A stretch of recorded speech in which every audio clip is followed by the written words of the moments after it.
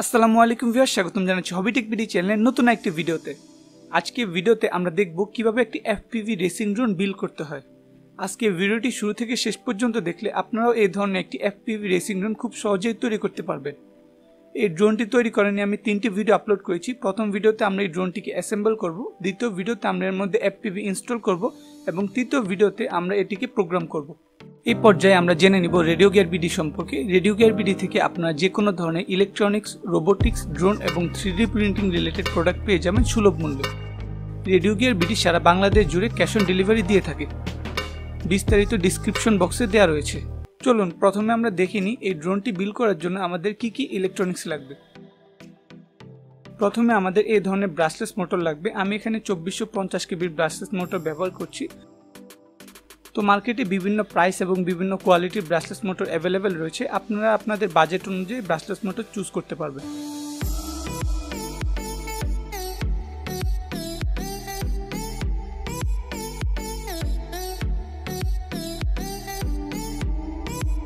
মোটরের স্পিডকে কন্ট্রোল করার জন্য আমাদের ব্রাশলেস ESC লাগবে। আমি এখানে 30 অ্যাম্পিয়ারের লিটল বি ESC ব্যবহার করছি। আপনারা 30 থেকে 40 অ্যাম্পিয়ারের ESC ব্যবহার করতে পারবেন এবং আপনারা চাইলে 4-in-1 ESCও কিন্তু ব্যবহার করতে পারবেন। সেক্ষেত্রে আপনাদের ওয়ারিংটা আরও ক্লিয়ার হবে। ফ্লাইট কন্ট্রোলার হিসেবে আমি SP racing F3 flight controller ব্যবহার করছি। তবে আমার সাজেশন থাকবে আপনাদের বাজেট একটু বেশি হলে আপনারা F4 ফ্লাইট কন্ট্রোলার ব্যবহার করবেন, কারণ সেখানে বিল্ট ইন OSD রয়েছে, মানে অন স্ক্রিন ডিসপ্লে। আপনারা যখন FPV ফ্লাই করবেন তখন ভিডিও ডিসপ্লে অথবা গগলসের মধ্যে আপনারা ড্রোনের যে লাইভ ডাটা রয়েছে সেগুলো দেখতে পারবেন।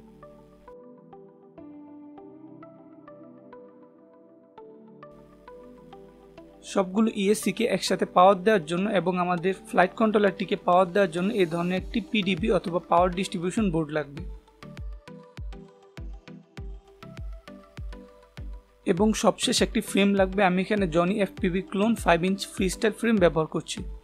এই ধরনের ড্রোন তৈরি করার যাবতীয় সকল পার্টস আপনারা রেডিওগিয়ার বিডি থেকে সংগ্রহ করতে পারবেন। সেখান থেকে চাইলে আপনারা এই ধরনের রেসিং ড্রোন কিট হিসাবেও কিনতে পারবেন, যে কিটের ভিতরে রেসিং ড্রোন তৈরি করার সকল পার্টস থাকবে।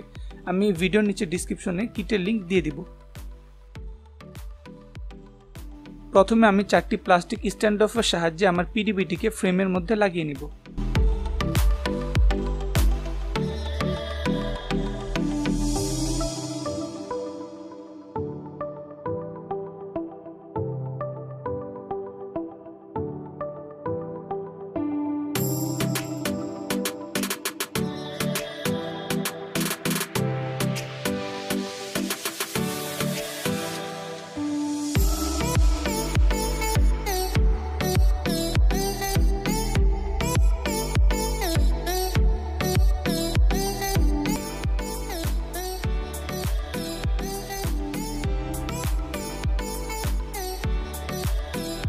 আপনারা এখন ছবিতে যে ডায়াগ্রাম দেখতে পাচ্ছেন সেই ডায়াগ্রাম অনুযায়ী লাগাবেন, মানে ক্লকওয়াইজ মোটর যেখানে লাগবে সেখানে ক্লকওয়াইজ মোটর লাগাবেন এবং কাউন্টার ক্লকওয়াইজ মোটরের জায়গায় কাউন্টার ক্লকওয়াইজ মোটর লাগাবেন। এখানে আপনারা যদি উল্টাপাল্টা করেন তাহলে কিন্তু আপনাদের প্রপেলারগুলো খুলে যাবে। এগুলোর মধ্যে ক্লকওয়াইজ এবং কাউন্টার ক্লকওয়াইজ হয়।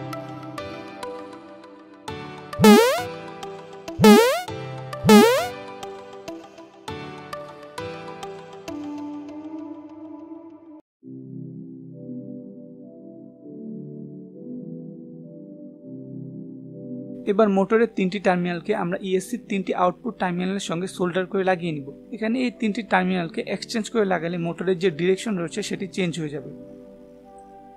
আপনারা যদি দেখেন আপনাদের ক্লকওয়াইজ মোটর কাউন্টার ক্লকওয়াইজে ঘুরছে অথবা কাউন্টার ক্লকওয়াইজ মোটর ক্লকওয়াইজে ঘুরছে, তাহলে জাস্ট আপনারা এখান থেকে 3টি তারের মধ্যে থেকে যে কোনো 2টি তারকে এক্সচেঞ্জ করে লাগিয়ে দিবেন, তাহলে আপনাদের মোটরের ডিরেকশন ঠিক হয়ে যাবে।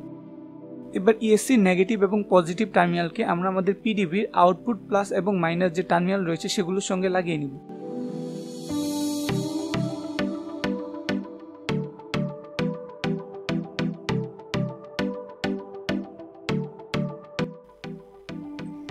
এখানে আমি ড্রোনটিকে পাওয়ার দেওয়ার জন্য এই ধরনের একটি XT60 কেবল লাগিয়ে নিয়েছি। এখানে আপনারা অবশ্যই সিলিকন ওয়্যার ব্যবহার করবেন অথবা ভালো মানের কপার ওয়্যার ব্যবহার করবেন এবং সোল্ডারিংগুলো যাতে ভালোভাবে হয়, যাতে আপনার ব্যাটারি থেকে ড্রোনে ভালো অ্যাম্পিয়ার যেতে পারে। এবার দেখুন আমি আমার PDB থেকে 5 ভোল্ট প্লাস এবং মাইনাসকে আমার ফ্লাইট কন্ট্রোলার ESC যে পিনগুলো রয়েছে তার মধ্যে থেকে মাঝখানের পিনে প্লাস এবং মাইনাসের পিনে মাইনাস লাগিয়ে দিয়েছি। এর মাধ্যমে আমাদের PDB থেকে 5 ভোল্ট আমাদের ফ্লাইট কন্ট্রোলারে যাবে।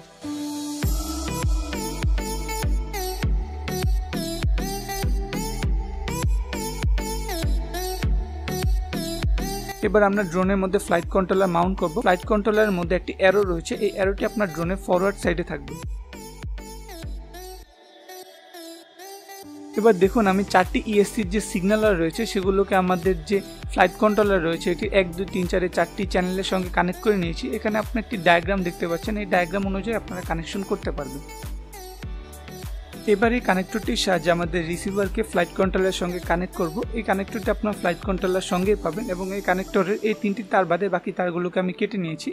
তো এই 3টি কেবলের মাধ্যমে আমরা আমাদের রিসিভারকে 5 ভোল্টের পাওয়ার দেব এবং রিসিভার থেকে আইবাস আউটপুট আমাদের যে ফ্লাইট কন্ট্রোলার রয়েছে সেখানে ইনপুট দেব।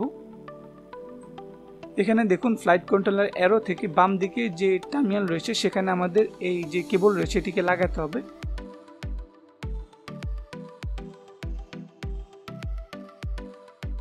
এবং এর অপর প্রান্ত আমাদের রিসিভারে আইবাস আউটপুটে লাগাতে হবে এবং আপনাদের রিমোট থেকে আউটপুট আইবাস অন করে দিতে হবে।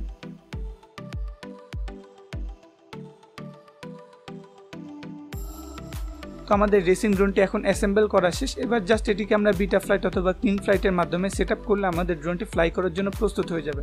তো সেটআপ নিয়ে আমি আরেকটি বিস্তারিত ভিডিও তৈরি করব, সেটি দেখলে আপনারা খুব সহজে এই ফ্লাইট কন্ট্রোলারটিকে সেটআপ করতে পারবেন।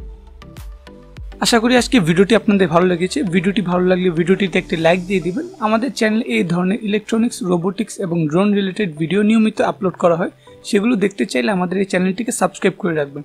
দেখা হবে পরবর্তী কোনো ভিডিওতে। সে পর্যন্ত ভালো থাকবেন, সুস্থ থাকবেন। খোদা হাফেজ।